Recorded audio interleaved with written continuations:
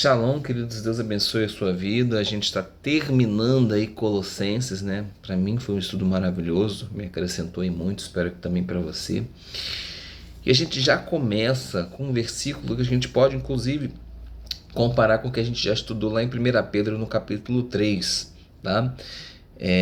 A respeito de como a gente deve pregar o evangelho, a quem a gente deve pregar o evangelho, porque, na bem da verdade, o crente muitas das vezes é chato, gente. Muitas vezes a gente é chato. Muitas vezes a pessoa não quer se abrir, a pessoa não está disposta a ouvir. A gente fica jogando pérola para porco, né? Sai chateada porque a pessoa não recebeu aquilo que você tinha para falar e que você não convenceu a pessoa, né? Como se esse papel fosse seu, esse papel é do Espírito Santo de Deus. Você tem que estar disponível para falar do Evangelho, né, a todo momento. Você deve buscar falar do Evangelho a todo momento, mas você não pode ser chato, você não pode ser inconveniente. Muitas vezes o crente ele é inconveniente, né? Então, Paulo ele vai falar ali no versículo 5, versículo 6, que a gente deve comunicar o Evangelho com prudência, com consideração, com gentileza, né? E com exatidão e propósito. Não tem que ficar circulando muito, é exato. O evangelho é simples, né? O evangelho é simples, olha, você está sofrendo, mas olha, o meu Deus, ele enviou seu único filho para vir ao mundo para que ele pudesse morrer pelos nossos pecados, para que nós pudéssemos ser perdoados e ter paz com ele. Se nós aceitarmos isso e a sua graça, vivermos segundo a vontade do Senhor, né? Ele irá nos tirar daqui, irá nos levar para um lugar onde não vai ter choro, nem ranger de dente, nem tristeza, nem nada do tipo, tá? Então, na minha Bíblia está escrito assim, ó, estou no capítulo 3, ó. Comportem-se de forma sábia para que os de fora, aproveitando a oportunidade, comportem-se de forma sábia para com os de fora, aproveitando todas as oportunidades, que suas conversas sejam sempre graciosas e interessantes, para que saibam responder a cada um. Então, esse interessante aí, a palavra foi traduzida como interessante, mas a forma, né, que o autor quis transpassar aí, quis transmitir, na verdade é que o evangelho precisa ser temperado com sal. Não pode ser, a palavra seria insípida, né? Sem sal. Então, nós precisamos fazer com que o evangelho se torne atraente, não é floreando e fazendo do tipo, mostrando primeiro através da nossa vida, porque tem gente que é chata, tem gente que é aborrecida, tem gente que está sempre de cara emburrada, mas quer pregar o evangelho. Como é que a pessoa pode crer que o evangelho vai transformar uma vida se a sua vida aparentemente não foi transformada? Pregamos esse sábado na Igreja Guardiões da Família exatamente sobre o pecado de Sotá, né? Sobre aquilo que está escrito lá em Números no capítulo 5 a respeito da mulher que o homem desconfiava que ela estava traindo, que ela tinha que beber lá água com terra, com a tinta do pergaminho, né? E fazer o juramento de que ela não havia feito nada. E ali o pecado de Sotá é comportamento. Pode ser que a mulher não estava atraindo, mas o comportamento dela. Muitas vezes nós nos vestimos como bandido ou como prostitutas. Muitas das vezes nós falamos como bandido ou como prostitutas. Estou dando só como exemplo, tá? Então, por que você não quer ser comparado com ele se você se porta como ele? Então nós devemos ser comparados com Cristo. Esse é o nosso objetivo. Então, muitas das vezes o crente fica preso no seu mundinho, né? Ele fica ali, Bíblia, comunhão na igreja e casa. Bíblia, comunhão na igreja e casa. A gente não foi tirado desse mundo, a gente foi deixado nesse mundo para que a nossa luz, que a luz de Deus através das nossas vidas pudesse ser, pudesse brilhar, tá? Então, que as nossas conversas sejam sempre graciosas, que possam ser sempre interessantes, tá? E a gente possa responder a cada um segundo aquilo que o Espírito nos dará. Não receie, não tenha medo do que vão falar, né? Quando chegar o momento, ele colocará na sua boca, através do Espírito Santo, aquilo que tem que ser falado. Claro, você também precisa buscar, né? Vamos lá. Você precisa orar, você precisa ler a palavra. Como é que você vai responder a alguém e vai falar de algo que você não conhece? Então é importante que a gente faça tudo isso, tá? Então, Diferente muitas das vezes de Paulo, né? A gente às vezes quer pregar o evangelho sem entender que a pessoa que está do lado de fora, ela tem uma história diferente da sua, ela tem uma experiência diferente da sua, né? Ou seja, comunicar o evangelho para essa pessoa não envolve simplesmente eu falar, mas envolve muito também eu ouvir. Se eu não tiver noção, se eu não compreender o que aquilo que aquela pessoa está passando, muitas das vezes é muito difícil você conseguir a estratégia certa para você levar a palavra de Deus. Muitas vezes na empolgação a gente acha que as coisas... Eu já cansei de falar sobre isso. Gente, tem pessoas que são libertas pelo poder de Deus de uma forma tão maravilhosa que imediatamente a coisa acaba, mas tem pessoas que estão em processo porque não se entregaram completamente ainda. Então você querer enfiar pela goela abaixo de uma pessoa o evangelho é muito ruim. É muito ruim. Então você acaba afastando a pessoa. Então mostre amor por ela. Mostre, seja um ouvido, seja a pessoa que está ali para abraçar ela num momento difícil. Não julgue ela não. Está passando por necessidade, está fazendo besteira, mas não julga ela não. Julga não. Recebe, conversa, tem amor. O Espírito Santo vai te dando o espírito de aconselhamento para que você possa levar o conselho adequado para aquela pessoa. E aí quando você menos espera, ele está convertido ao Senhor. Mas ele está convertido a Jesus não como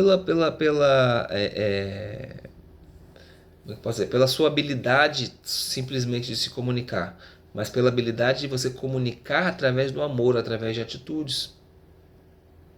Tá? Espero que tenha sido claro.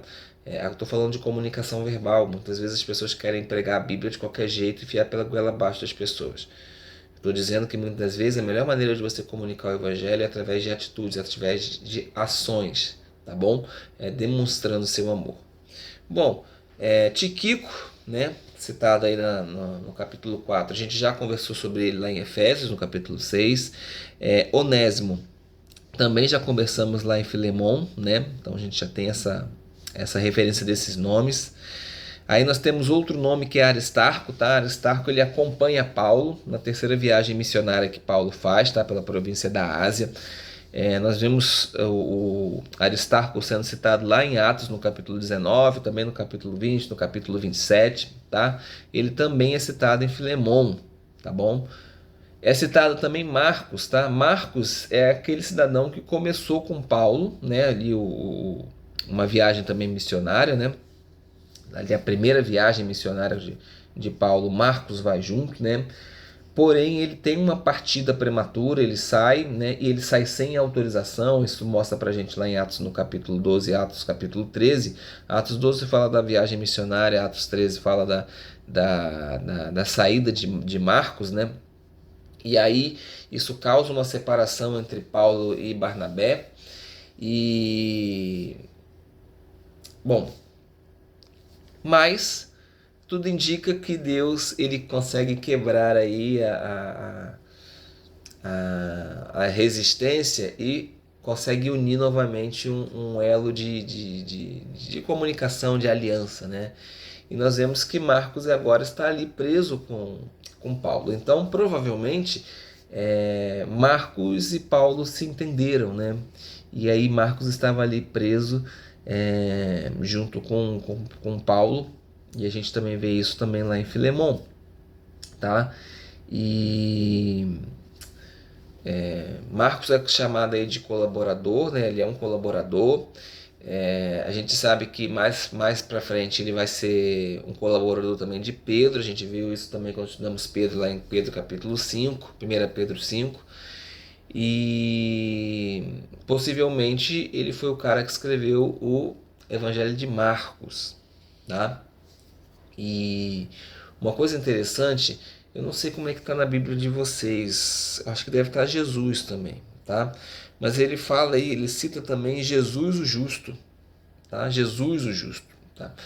É interessante que este nome, Jesus, ele vai ser citado. Eu vou pegar, deixa eu ver se eu tenho uma Bíblia aqui mais próximo de mim. Eu tenho uma Bíblia lá do outro lado. Como é que eu vou pegar para a gente poder confirmar?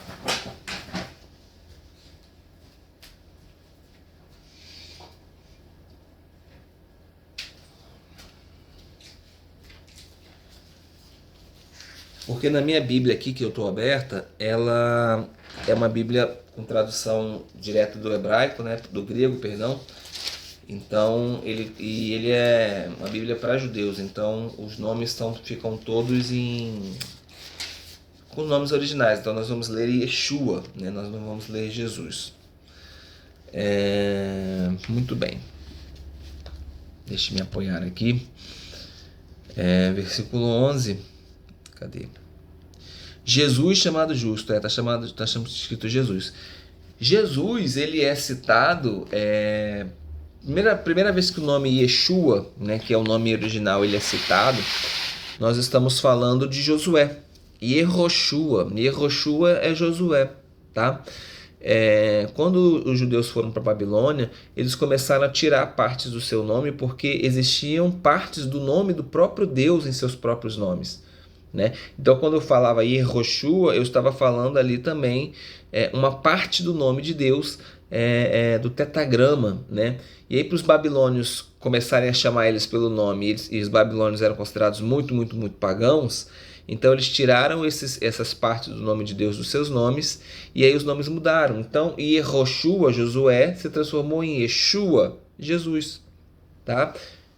Parece bem diferente, né? Mas quando você pega as raízes, eles são parecidos. Então,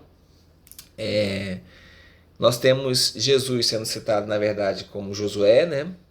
Nós temos o Jesus, o Messias, e agora nós temos um terceiro Jesus, tá?